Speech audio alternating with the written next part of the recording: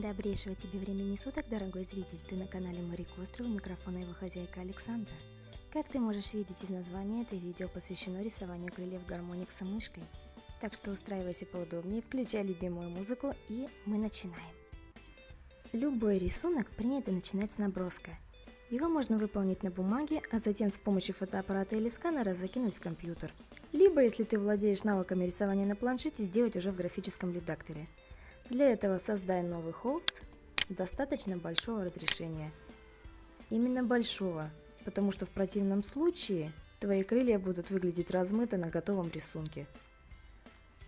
У меня обычно стоит разрешение 3264 пикселя в ширину и 2448 пикселей в высоту. Если ты так же, как и я, работаешь в программе Site2, поставь фон прозрачный темный. У нас получился вот такой холст. Поскольку я уже привыкла к рисованию мышкой, этот шаг мне ни к чему. Если же твой набросок выполнен на бумаге, то просто открой его. Вот мой набросок, как вы можете видеть. Заранее подготовь палитру, и если тебе понадобятся официальные картинки с феями, выбираем основным цветом черный, создаем новый обычный слой над наброском, заливаем его и устанавливаем процент непрозрачности так, чтобы нам было видно линии крыла. Мне обычно хватает 65-70%. Вот так. Теперь из палитры берем самый темный цвет. Создаем новый векторный слой и с помощью инструмента кривая с разрешением 10 или 8 пикселей проводим первую линию.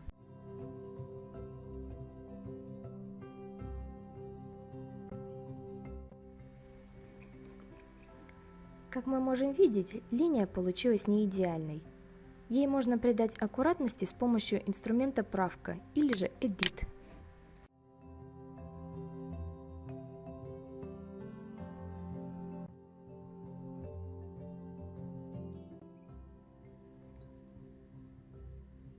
Точно таким же образом лайним все остальное крыло.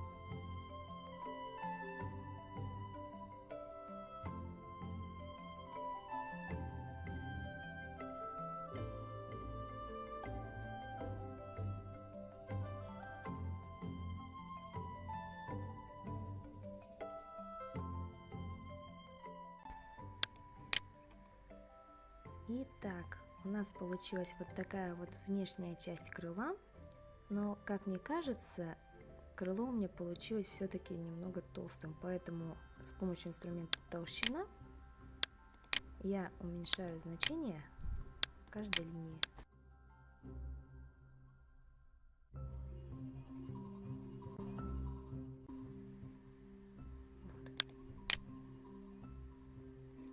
Когда редактирование будет закончено, снова выбираем инструмент кривая и устанавливаем ее значение в 2 раза меньше, то есть 4-5 пикселей. И начинаем лайн внутренней части крыла.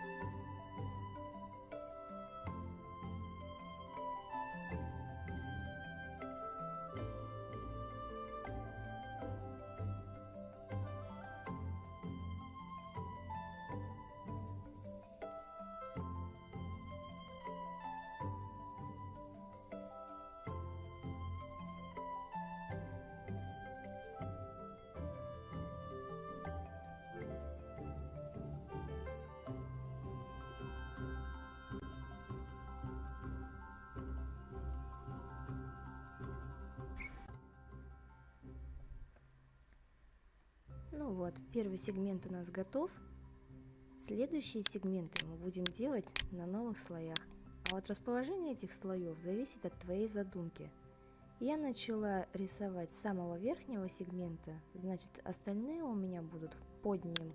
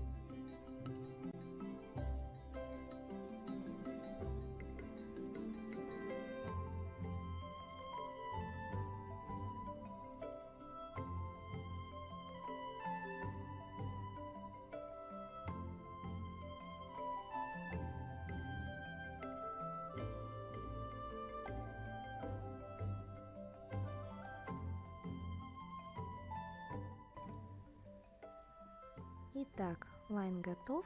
Теперь сохраняем холст в формате SAI, SAI2 в зависимости от программы, в которой ты работаешь, или PSD, если планируется переходить в Photoshop. Все, холст сохранен, теперь можем переходить к следующему шагу. Итак, вот наш законченный лайн. Теперь мы можем приступать к следующему этапу. У меня уже открыты текстуры с золотыми блестками и разноцветными пузырьками. Обе эти текстуры есть на просторах Гугла. Так, овалы, украшения и полупрозрачные части я пока выключу, чтобы они мне не мешали. Выбираем слой с первым сегментом. На палитре берем слой того же сегмента и с помощью волшебной палочки выделяем область внутри нашего лайна.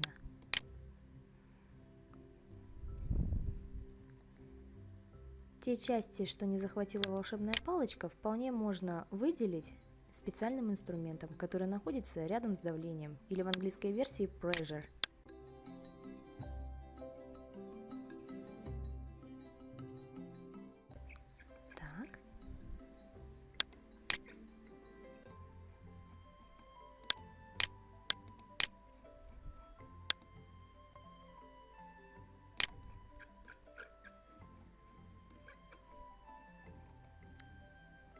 Все выделили. Теперь создаем под ним обычный слой и заливаем тем же цветом, что и лайн. Вот так.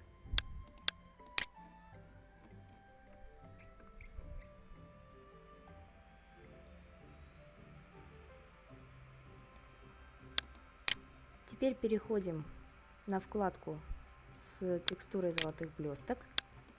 Выделяем ее.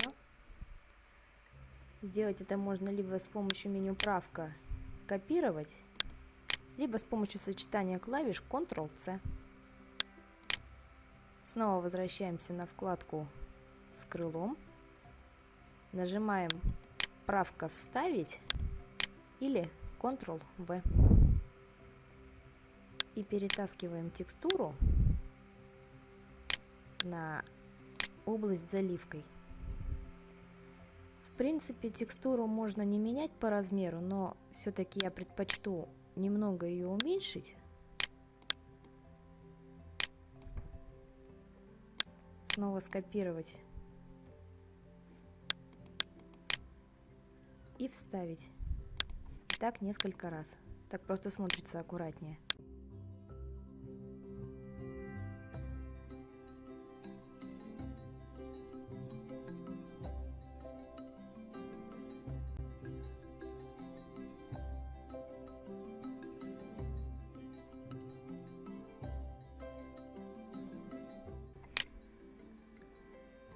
Ну вот, теперь вся область, залитая цветом, у нас покрыта текстурой. И с помощью вкладки «Фильтр» и функции «Тон насыщенность» сделай текстуру черно-белой. Дальше мы копируем всю область с текстурой и вставляем ее поверх лайна. Снимаем выделение и нажимаем галочку возле функции прикрепления над лайном и над самой областью. Вот.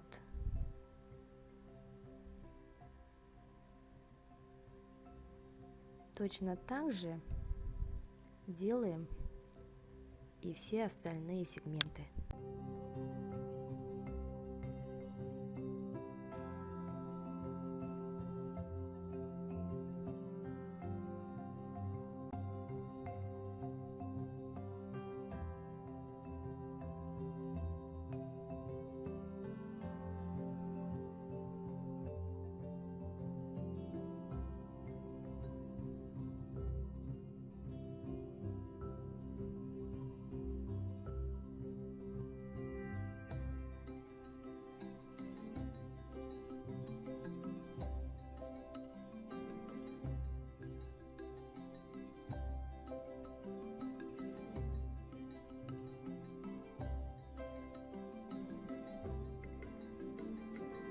Так, вот мы прикрепили блестки, и теперь аналогично прикрепляем текстурку с пузырьками.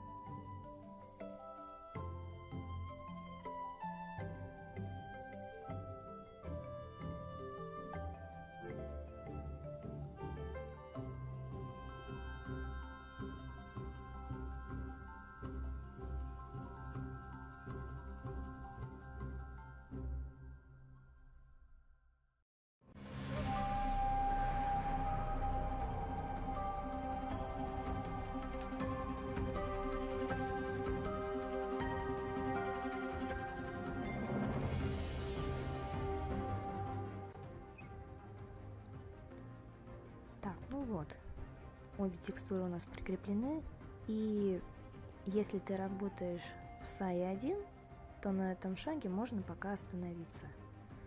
Но если работа идет в SAI 2, то ты вправе поиграться с многочисленными режимами наложения.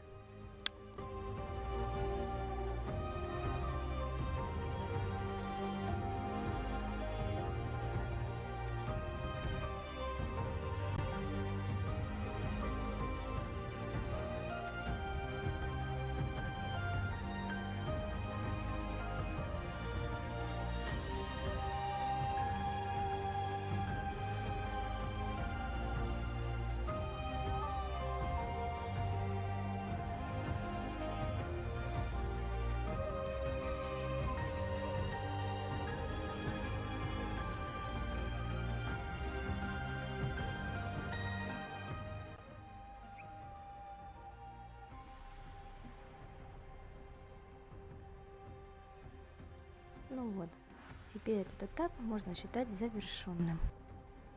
Все, мы приступаем к этапу финальной обработки. Уже известным тебе способом с волшебной палочкой выдели область внутри крыла.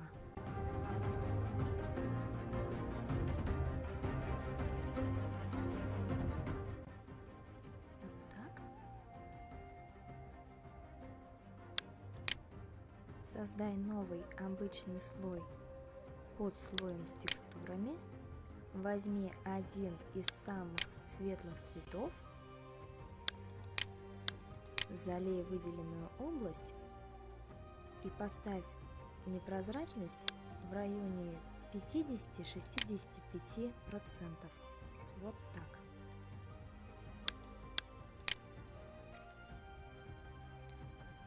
Точно так же залей и остальные области внутри оставшихся сегментов.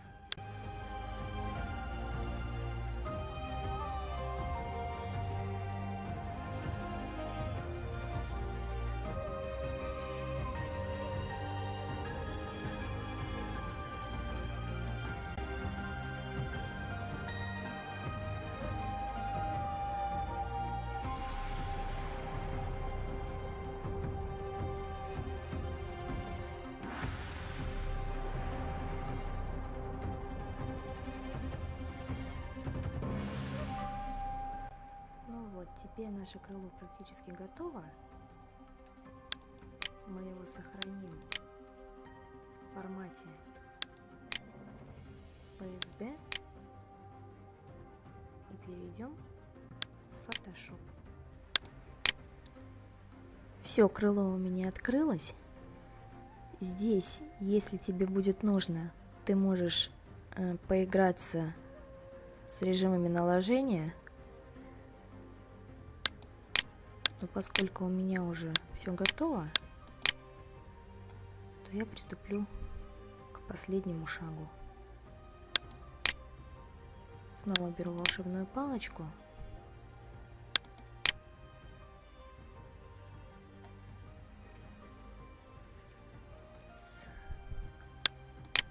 и выделяю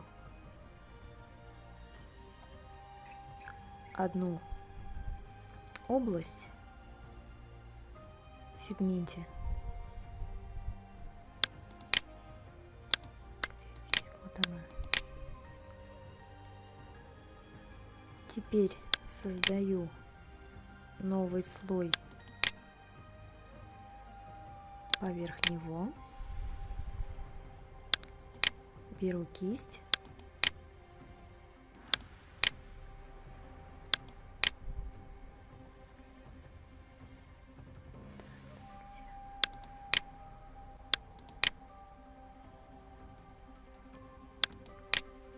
У меня в фотошопе установлен специальный пак для крыльев такого типа.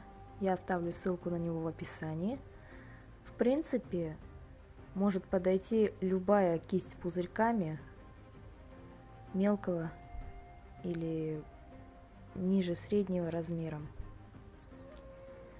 Мы открываем настройки кисти.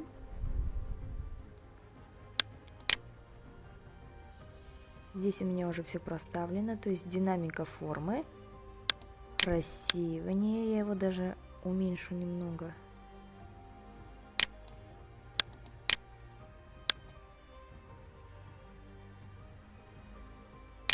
Вот так. Размер я, пожалуй, тоже уменьшу. Вот.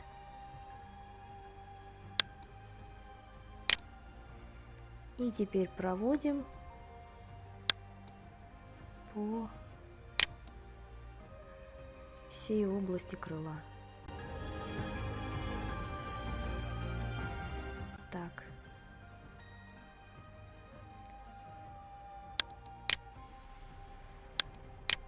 Снимаем выделение и повторяем процедуру со всеми остальными областями.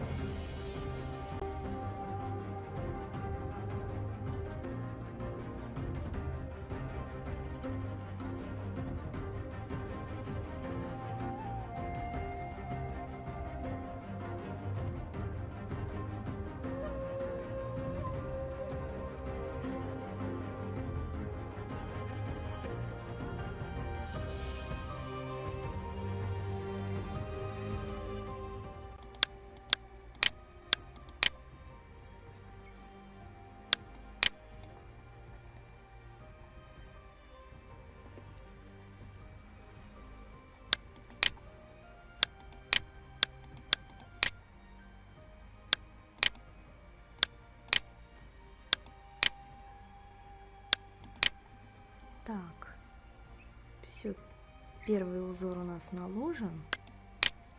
Теперь снова выделяем область, создаем еще один слой поверх остальных.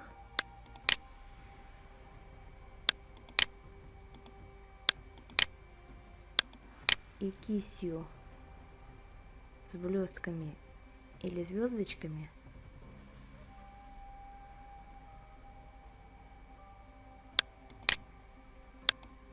с теми же настройками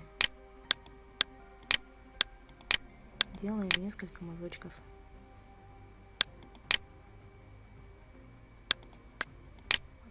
Так.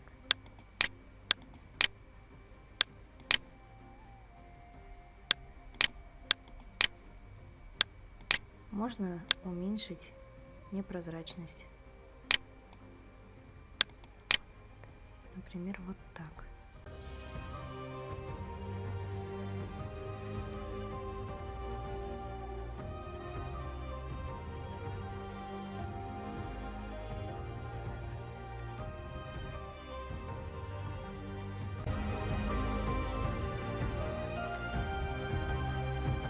Итак, работа с крылом практически завершена. Теперь нам осталось добавить внешнее свечение. Но этот шаг, в принципе, можно и пропустить. Мы открываем фоновый слой, который рисовали в самом начале. Увеличиваем его непрозрачность до 100.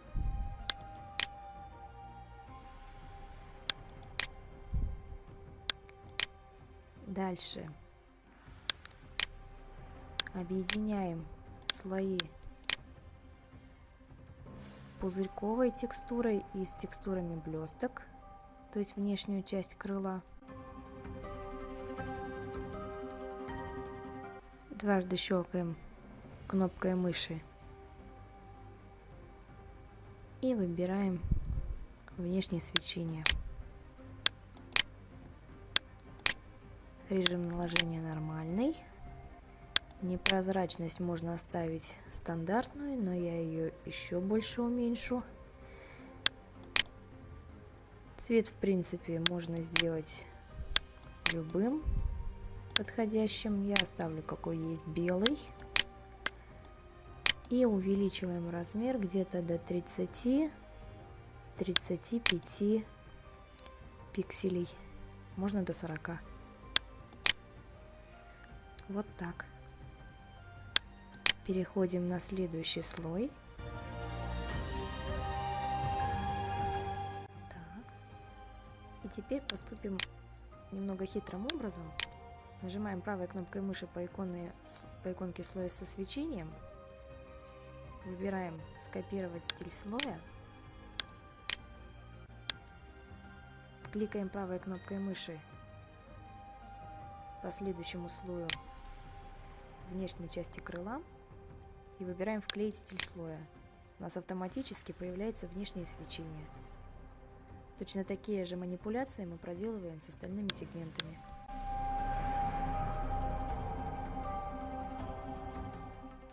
И последний шаг. Создаем новый слой поверх всех остальных. Выбираем белый цвет. И делаем несколько блесточек.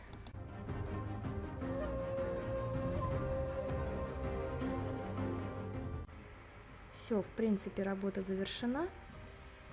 Но для полноты картины слой с наброском я удалю, потому что он уже не нужен. Заходим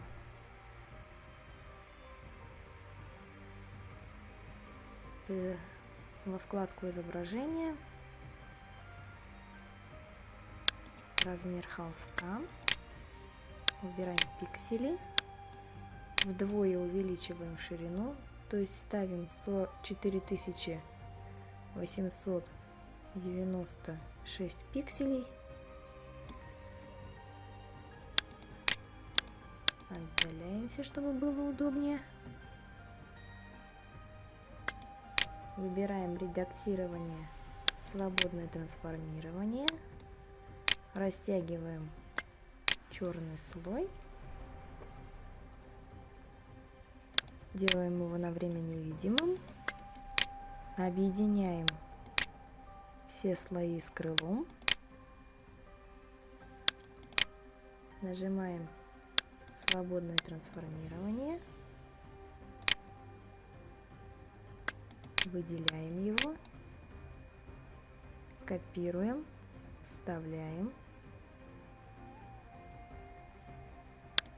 Снова выбираем свободное трансформирование, немного оттаскиваем его в сторону, жмем правой кнопкой мыши, отразить по горизонтали и корректируем местоположение.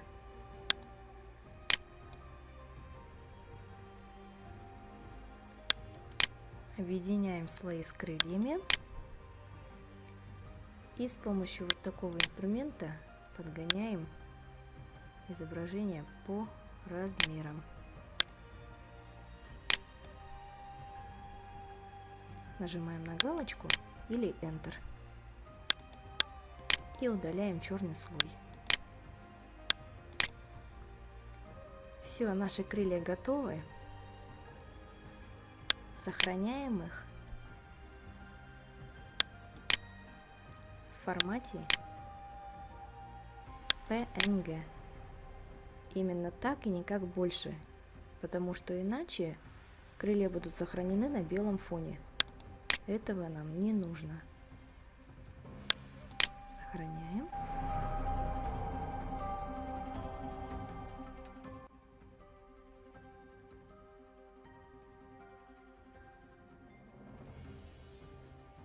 На этом все. Напиши в комментариях, какой туториал ты хочешь увидеть в следующий раз. С тобой была Мари Костра. До встречи в новых видео.